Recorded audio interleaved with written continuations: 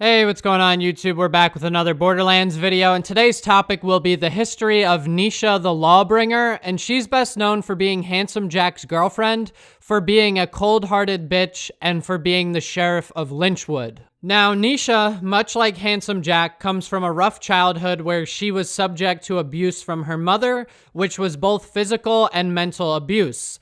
Nisha's father was the caring parent out of the two, and he bought Nisha a dog as a way of trying to apologize and comfort her after the abuse she was dealt from her mother. It seems that her father wasn't a very masculine guy, but for what he didn't have in one category, he made up for by caring for Nisha, and he even patched her up after the dog attacked her. Listen to these echoes now. Long time ago, my dad bought me a dog. His way of apologizing for Mom's temper. Loved that dog. Took her to school, carried her on my shoulders, held her close after Mom was done yelling and growling and punching. Used to fall asleep with her in my arms. One day, my dog got bit by a frenzy crutch hiding in the tall grass. Eyes went red, lips went blue. Acted normal otherwise, though.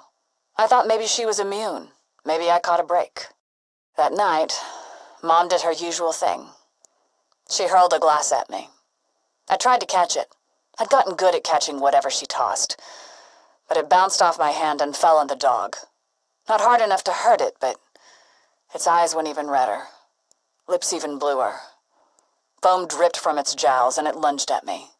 Sunk its teeth into my neck. Over my own screams, I could hear Dad whimpering, the dog snarling, and my mom laughing.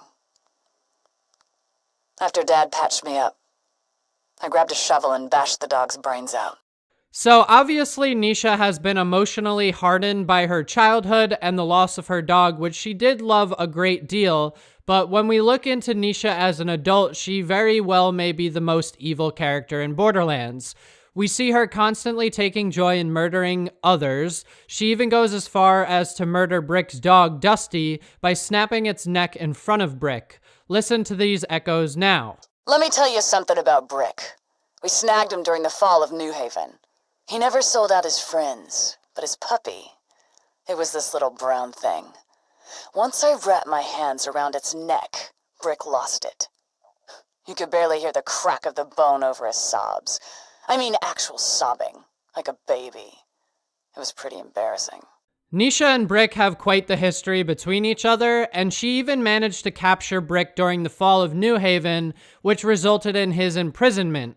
Now, I'm not too sure how she was able to capture a 7'3" bandit king, but she did. Her deputy, named Deputy Winger, who was deputized at gunpoint nonetheless, speaks of Nisha's 283 laws that all result in death as a punishment, and he also pleads with the people to keep their heads down to avoid punishment. In the mission Draw, Brick sends the Vault Hunter to have a duel with Nisha, the sheriff of Lynchwood, where she is quoted in saying, "Brick always did have a flair for the dramatic. Blew my jail sky high, swore revenge on what Jack and I had done to him, said we turned him into a bandit the moment we killed his dog.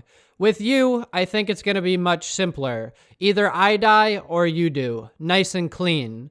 Nisha then goes on to say that she's always wanted to duel a Vault Hunter, and that's when she loses her life. Now, I mentioned earlier in the video that Nisha may be the most fundamentally evil person in all of Borderlands due to how her upbringing was.